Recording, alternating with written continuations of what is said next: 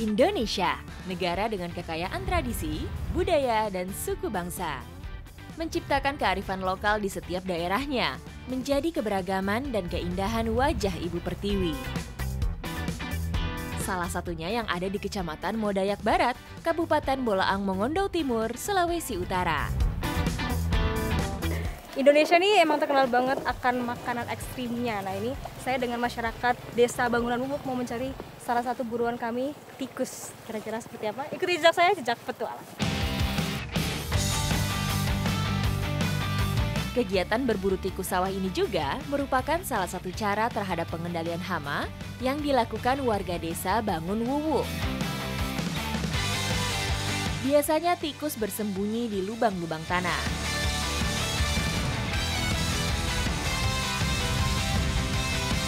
Ini lagi dicek apakah ada tikus di atas pohon. Saya baru tahu ada tikus di atas pohon. Biasanya kan di dalam lubang-lubang di tanah ya. Jadi kita coba lihat. Mungkin dia makan buah ya, Bang? Iya. Ada dua jenis tikus yang diburu di sini, tikus ekor putih dan ekor hitam. Perburuan tikus ekor putih dilakukan malam hari, sedangkan tikus ekor hitam pada siang hari seperti yang sedang kami lakukan saat ini.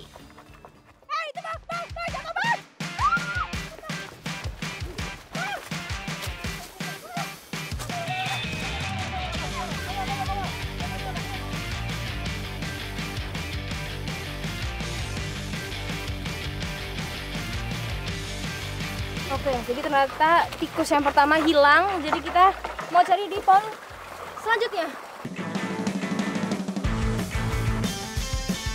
Cara berburu di sini juga dibantu anjing untuk mendeteksi keberadaan tikus. Warga di sini pun rela memanjat demi mendapatkan hewan buruan.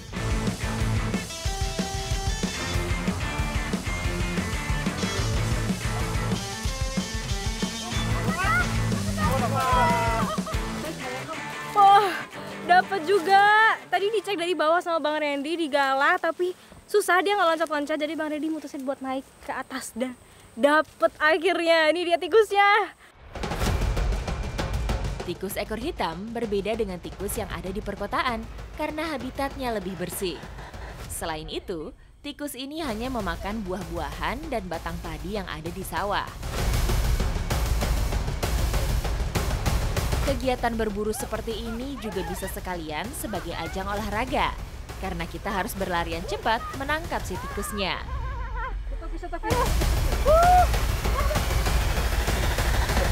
Wah, dapat juga.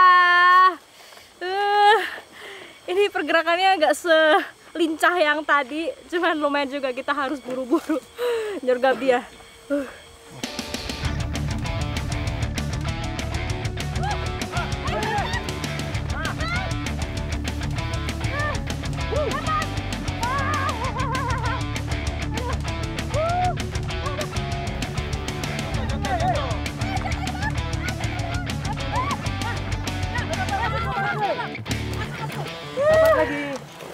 Dapat lagi. Tadi dari atas langsung kejepit batu dan dibunuh. Jadi dia langsung mati.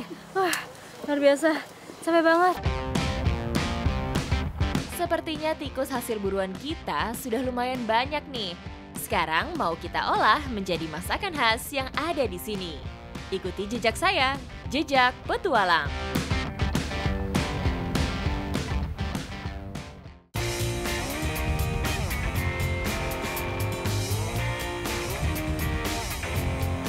Oke, jadi hasil perburuan tikus hari ini mau dimasak kawok santan kering. Nah, ini di belakang saya abang-abang lagi sibuk membakar tikusnya supaya bulu-bulunya gampang lepas. Ini saya bantuin mama dan oma siapin bumbu.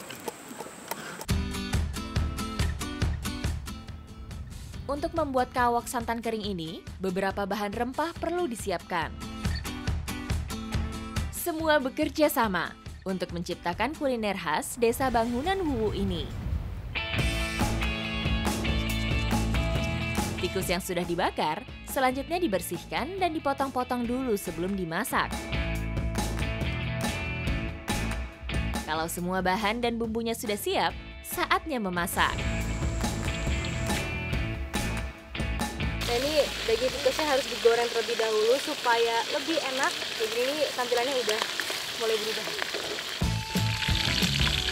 Kalau tikusnya sudah digoreng, sekarang saatnya menumis bumbu.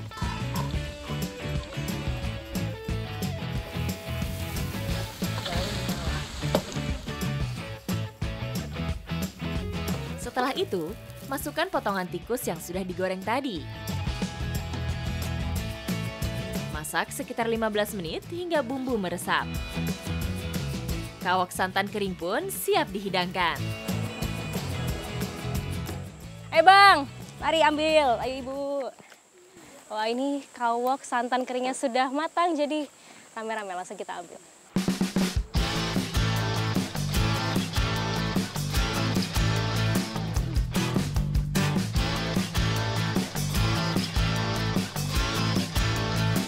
Ini saya amazed banget sama rasanya karena mindset saya ini masih ini tikus, cuman sebenarnya lebih bersih banget daripada tikus biasanya karena habitatnya ini di sawah, di hutan, jadi makanannya sangat bersih.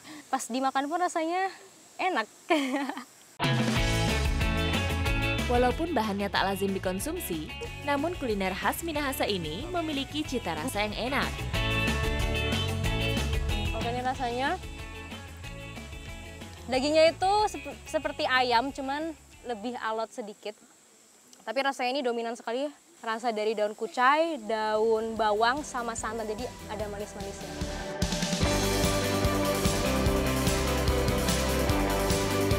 Ini pertama kalinya saya makan kuliner se-ekstrim ini dan ternyata rasanya nggak seburuk yang saya pikirkan. Jadi nih teman-teman kalau berkunjung ke Sulawesi Utara, kuliner ekstrim tikus sawah ini bisa dicoba. Ikuti jejak saya, jejak petualang.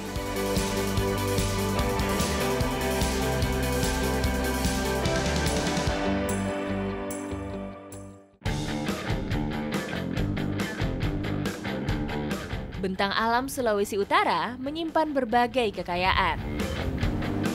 Salah satunya tentu saja potensi lautnya yang masih melimpah.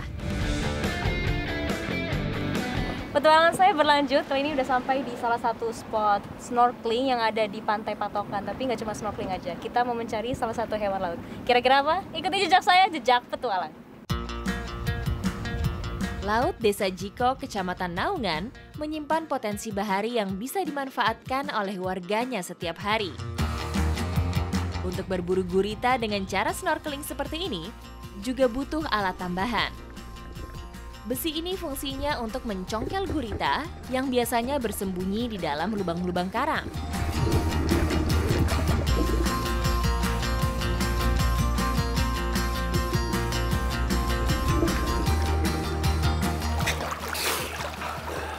Lepas bang! Ya, susah sekali. Aduh, tadi bang Maher udah bidik guritanya di dalam lubang tapi nggak bisa diambil karena lubangnya terlalu kecil ya bang. Ya. Aduh, jadi lepas deh. Memang tidak mudah ya menangkap gurita. Butuh keahlian dan pastinya kesabaran nih. Apalagi sambil menahan nafas di dalam air, pastinya bukan hal yang mudah. Udah terlihat bang? Udah terlihat bang? Dia di mana? Di antara karang-karang kah? Itu di lubang. Oh, di lubang itu. Bang Derli udah melihat guritanya di dalam lubang. Coba, langsung lari.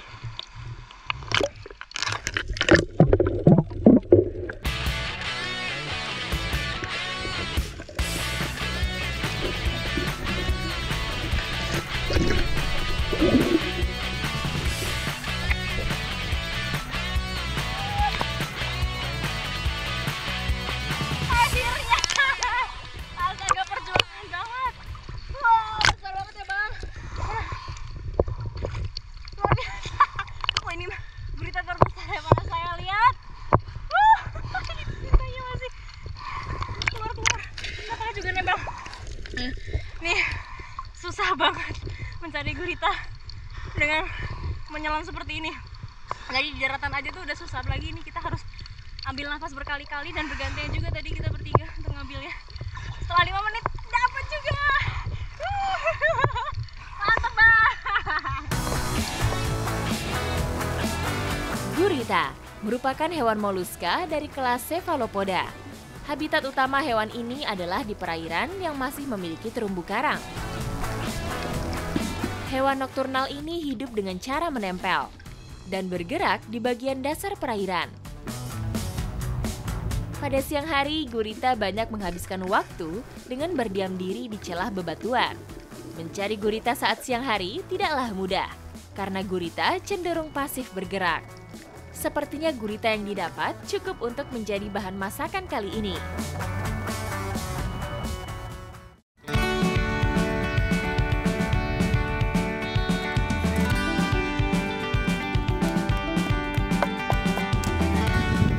Nah, gurita hasil tangkapan hari ini mau kami masak rica. Tapi sebelum diolah, gurita harus direbus dahulu supaya lebih empuk.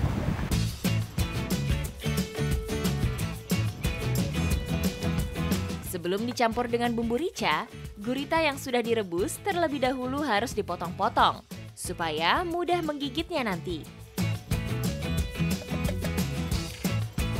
Nah, bumbu-bumbu sudah siap, gurita juga sudah dipotong kecil-kecil, saatnya kita masak. Ayo Bu, masak. Rempah-rempahnya udah buat lagi. Memasak rica gurita tidaklah rumit. Begitu bumbu tumis sudah mengeluarkan aroma harum, barulah potongan daging gurita dimasukkan dan aduk hingga merata. Lalu tambahkan juga sedikit air. Dan terakhir, potongan daun bawang dan daun kemangi sebagai penambah aroma harum. Semua rempah dan guritanya sudah tercampur. Setelah ini harus ditutup dulu dan ditunggu 15 menit sampai sedikit meresap ya Bu ya. Oke, kita tunggu. Rica gurita so siap, waktunya kita makan. Ayo Ibu, mari makan. Ini saat yang paling ditunggu-tunggu.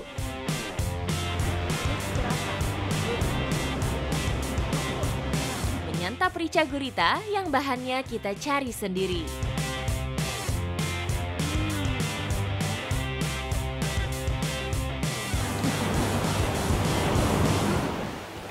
Mantap banget ini bumbunya. Yang pasti dominan pedas karena rica. Tapi di aftertaste-nya itu sangat kerasa sekali, wangi cengkeh, lengkuas, sama biji pala itu enak banget. Apalagi guritanya benar-benar dimasak dengan sempurna, jadi empuk banget. Mantap, enak banget Ibu.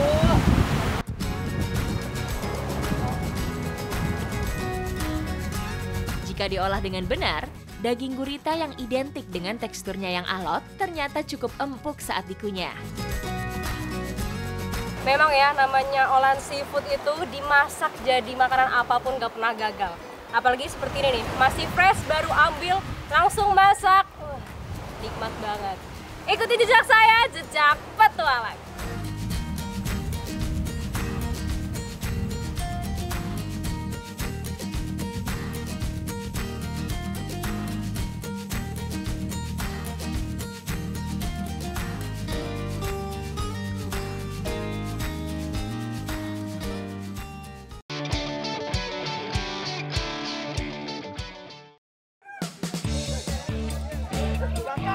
Petualangan saya di Kabupaten Bolaang Mongondo Timur masih berlanjut.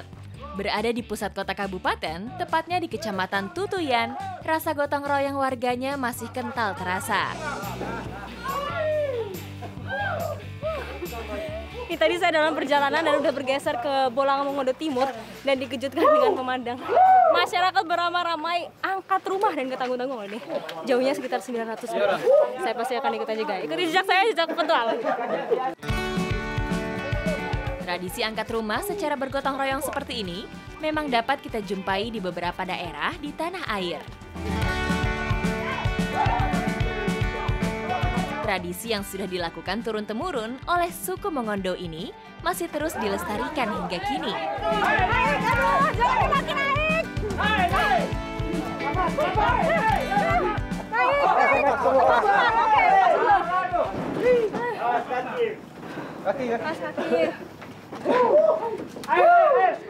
Capek banget, jadi kita jalannya itu pendek-pendek banget, mungkin 20-30 meter, terus berhenti dulu, apalagi di depan ini agak naik, jadi kita harus atur strategi juga.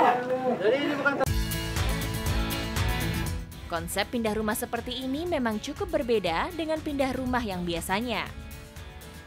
Kita harus benar-benar mengangkat rumahnya untuk dipindahkan ke lokasi baru yang akan ditempati. Jarak tempuh pindahan rumah kali ini lumayan jauh. Butuh kekuatan ekstra dan kerjasama warga untuk mengangkat rumahnya.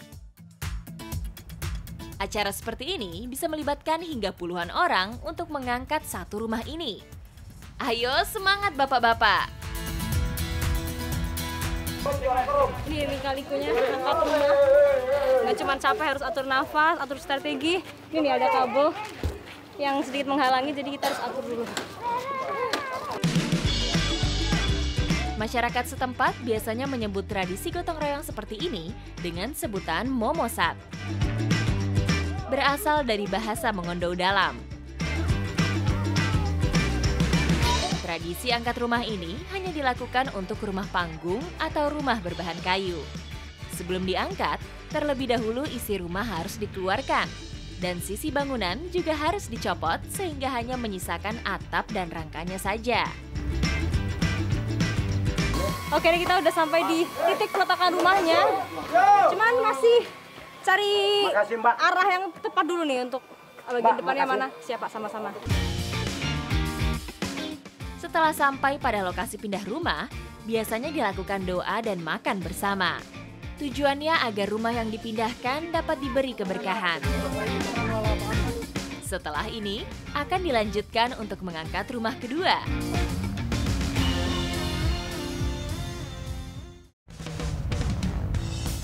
Ternyata tantangan pindah rumahnya masih belum selesai.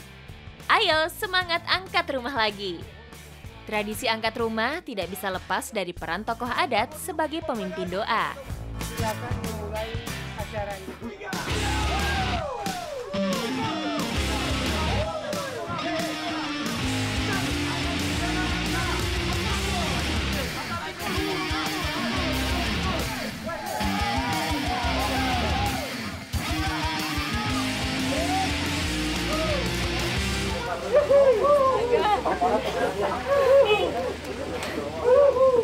Ini rumah kedua yang kami angkat dan saya benar-benar nyoba dari titik awal.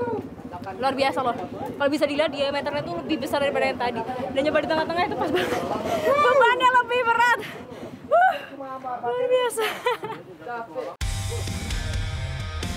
Ketika mengangkat rumah, ada satu orang yang bertugas memimpin aba-aba agar ketika mengangkat bisa seirama. Teriknya cuaca juga menjadi tantangan. Cukup melelahkan, namun tidak mematahkan semangat kami untuk terus mengangkat rumah hingga tiba di lokasi pindah rumah.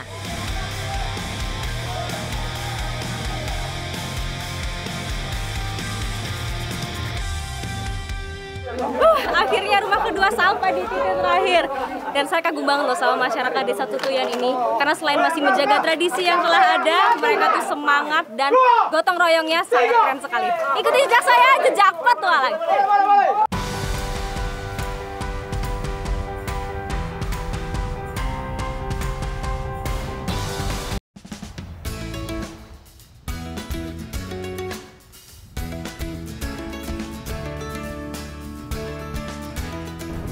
Di Desa Sondana ini, masyarakatnya masih mempertahankan tradisi mencari ikan yang namanya tarik soma. Nah, dari pinggir tadi sudah terlihat pergerakan ikan, jadi kita buru-buru ke tengah seperti ini dan menyebar jaringnya. Ikuti jejak saya, jejak petualang.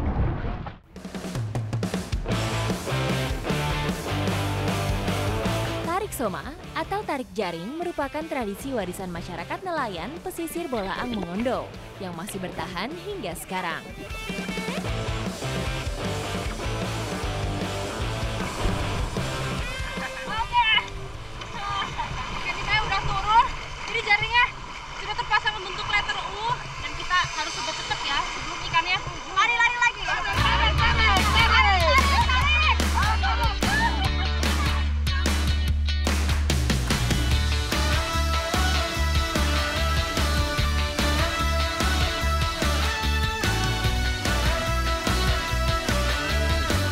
soma dilakukan semua lapisan masyarakat, mulai dari bapak-bapak hingga ibu-ibu. Bahkan tidak jarang anak-anak ikut terlibat. Dapat satu. Jadi begitu kelihatan ikannya harus cepat-cepat diambil. Kan dia cari-cari lubang. Kumpulkan ya. Tarik soma ini sangat mengandalkan kerjasama antar warganya. Karena setelah jaring ditebar, kekompakan dalam menarik jaring menjadi kunci ikan berhasil dijaring atau tidak.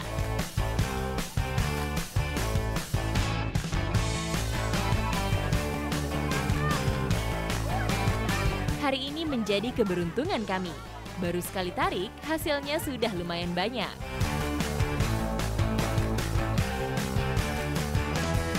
Mencoba keberuntungan kedua, kami akan kembali menyebar jaring.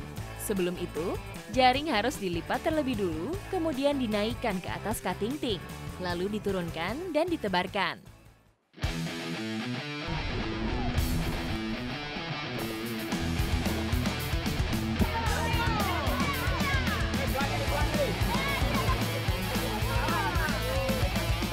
Jadi tangkapan yang kedua nggak sebanyak yang pertama, cuman beragam banget nih. Ada kepiting, ada cumi-cumi juga. Tetap ada ikan apa nih Pak? Ini kan cumi. Bobara. Kami berhasil menjaring ikan bobara, ikan roa jantan, ikan buntut gosong, dan ikan sarden. Biasanya ikan hasil menjaring akan dibagikan kepada warga yang ikut terlibat.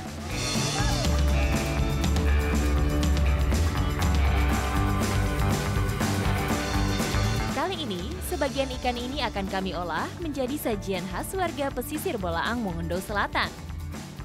Ibu, ini ikannya. Oke, bersihkan dulu ya Bu. Ini nih hasil tangkapan hari ini, beragam sekali, tapi yang mau kita olah adalah ikan sumolong dan ikan mobara. Kita mau masak balarica. Memasak balarica, bahan yang dibutuhkan adalah bumbu biasa dan kacang tanah goreng. Semua bumbu dihaluskan, kecuali tomat dan daun bawang dipotong-potong. Sambil saya menyiapkan bumbu, ibu-ibu yang lain sudah siap dengan perannya masing-masing. Nah ini bumbu sudah siap, ikannya juga sudah dibersihkan, jadi setelah ini kita bisa langsung masak. Kali ini kami akan membuat dua jenis balarica, yaitu balarica goreng dan balarica bakar. Untuk balarica bakar, ikan harus dilumuri dengan bumbu terlebih dulu sebelum dipanggang. Sementara yang digoreng, ikan matang dicampur tumis bumbu dan potongan daun bawang serta tomat. Ikan goreng bumbu balarica sudah siap santap. Ini kita tinggal tunggu ikan bakarnya aja. Ibu, ikan bakar sudah siap? Ya, sedikit lagi. Oke.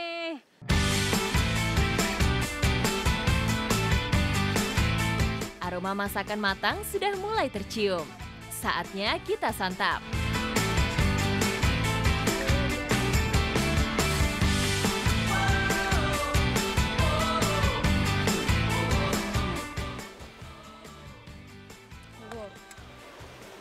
Ikan gorengnya ini mantep banget.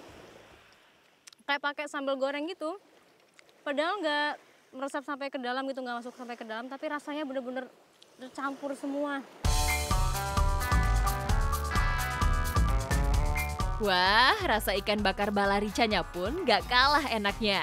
Rasanya juga agak berbeda, karena lebih kental rasa bumbu kacang yang dihaluskan tadi. Gak cuma enak, sajian kuliner Nusantara satu ini pun kaya akan kandungan nutrisi. Salah satunya protein yang bermanfaat untuk pembentukan antibodi dan juga dapat memperbaiki jaringan tubuh yang rusak.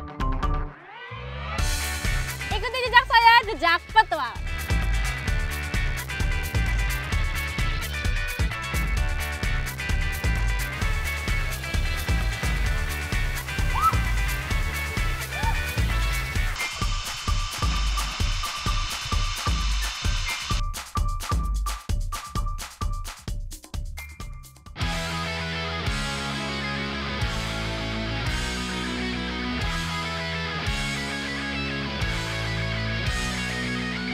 Alam Bolaang Mongondo Selatan tidak hanya menyajikan panorama.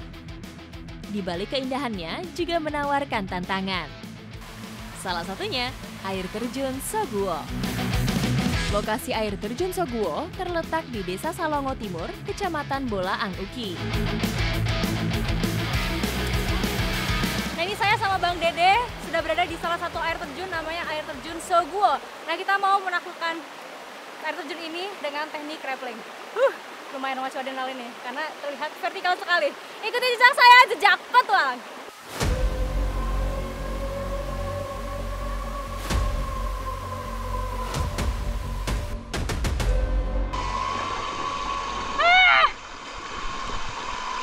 Oke, kita mulai turun. Astaga.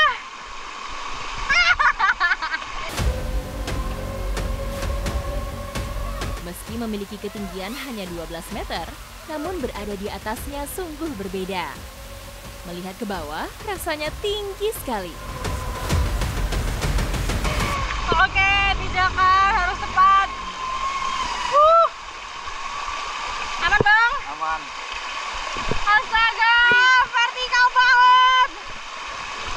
Makin lihat ke bawah, makin takut.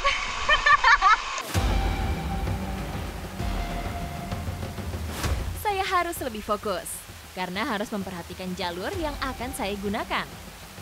Selain itu juga, jalur yang cukup licin membuat rappelling kali ini sungguh menantang.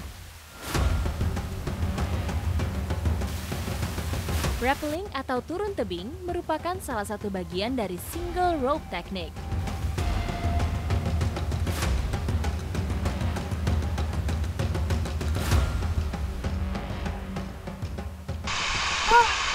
Astaga. Ini baru di atas, baru mulai turun tapi terlihat vertikal dan terjal sekali. Ini benar-benar totally steep, benar-benar curam banget.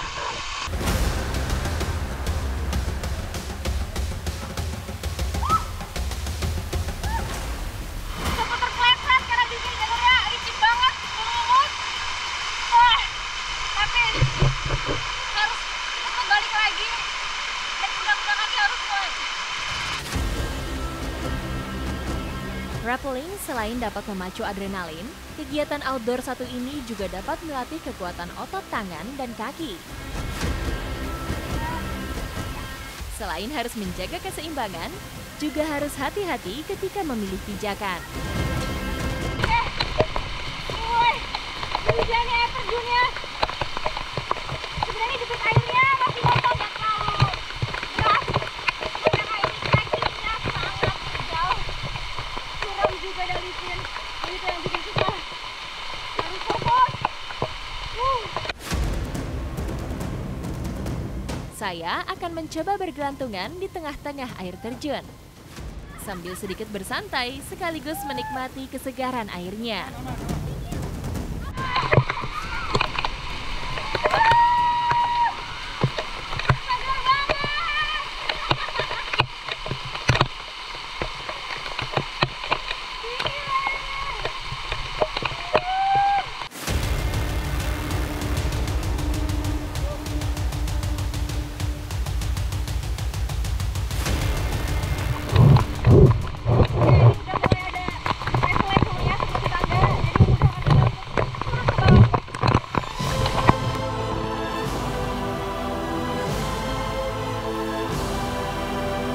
Akhirnya kami sampai di bawah.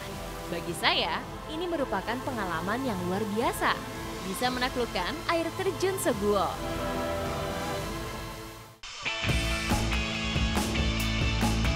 Biar semakin puas, saya mau melengkapi penjelajahan di air terjun Soguo dengan berenang.